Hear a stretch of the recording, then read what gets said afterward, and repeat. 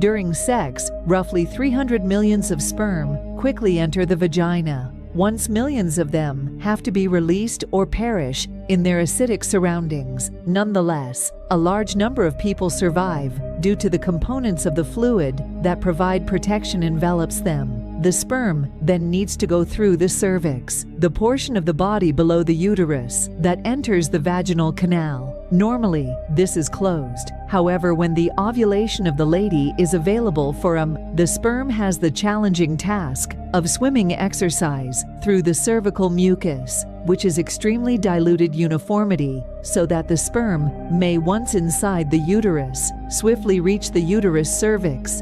The sperm keep swimming in the direction of the uterus, yet millions of them will perish while attempting to enter the mucus layer. A few sperm receive, trapped in the cervix's channels, although may then proceed with their trip after. There are muscles inside the uterus, contractions that aid in sperm production on their path to the egg, but the cells of the woman's immunological system's error, the invader's sperm, destroy countless. Subsequent to that, half of the sperm enter the fallopian tube, empty, as the other swims partially to the fallopian tube, with the unfertilized egg within.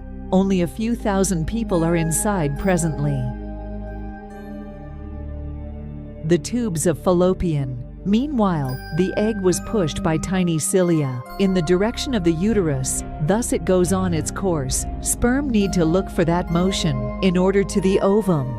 But it's important to remember that certain sperm get stuck in the cilia, perish in this section of the expedition. Nonetheless, a few substances in the reproductive system is the source of the membranes in the sperm heads to alter. Consequently, the sperm grow agitated, leading to swim toward them with greater force and speed. Their final location. At last, the sperm arrives at the egg, and at this time, just a few dozen out of 300 million of sperm are still traveling. The sperm needs to be forced via this in order to access the outermost layer of the zona pellucida, or egg, tries to, in order to stop multiple sperm from entering to ensure optimal fertilization. There is a within the zone, pellucida, tiny, fluid-filled area immediately outside the first sperm and the ovular membrane. The egg will be fertilized by making touch. That follows a perilous adventure, and a single sperm, against all odds, clings to the ovarian membrane.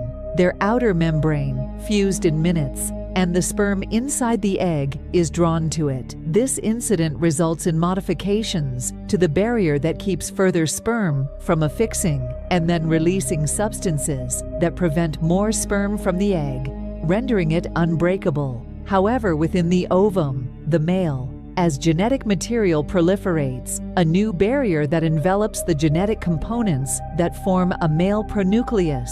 The genetic material inside transforms into 23 chromosomes. For its part, the genetic makeup of women wakes up and completes the division by the merging of the egg and sperm, leading to the pronucleus of the female. It has 23 chromosomes as well. As the pronuclei of the male and female form, microtubule-containing tissues drag these, so bringing the two factions of chromosomes and finishing the process of fertilization. Right now, a distinct genetic code is generated based on the sex of its hair color, eye color, among numerous other qualities. The novel unicellular zygote is the emergence of a new human, and now the cilia and fallopian tubes sweep the zygote into the uterus gently, where the implant will be placed. Rich uterine walls developing during time until the birth over the ensuing 9 months of a fresh start.